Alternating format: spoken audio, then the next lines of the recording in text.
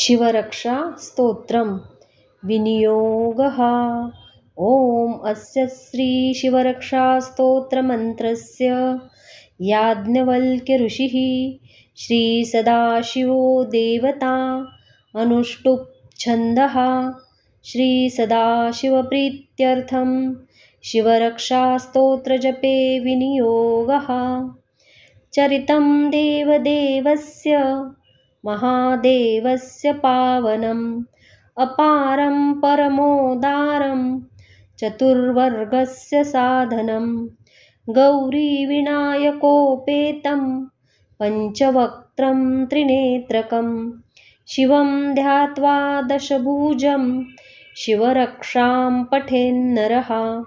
गङ्गाधरशिरः पातु भालम् अर्धेन्दुशेखरः नयने मदनध्वंसी कर्णौ सर्पविभूषणः घ्राणं पातु पुरारार्तिर्मुखं पातु जगत्पतिः जिह्वां वागीश्वरः पातु कन्धरां शितिकन्धरः श्रीकण्ठः पातु मे कण्ठं स्कन्धौ विश्वधुरन्धरः भुजौ भूभारसंहर्ता करौ पातु पिनाकदृक् हृदयं शङ्करः पातु जठरं गिरिजापतिः नाभिं मृत्युञ्जयः पातु कटिव्याघ्राजिनाम्बरः सक्तिनी पातु दीनार्त शरणागतवत्सलः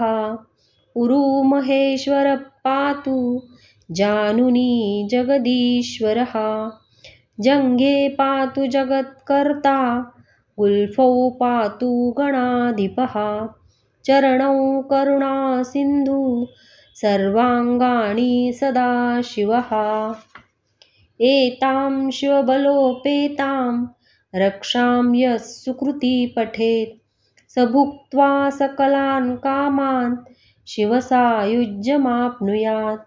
ग्रहभूतपिशाचाद्या स्त्रैलोक्ये विचरन्ति ये दुरादाशु पलायन्ते शिवनामाभिरक्षणात्।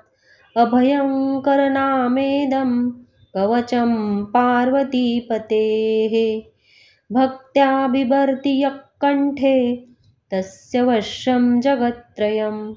इमां नारायणस्वप्ने शिवरक्षां यथादिशत् प्रातरुत्थाय योगीन्द्रो याज्ञवल्क्यस्तथा लिखत्।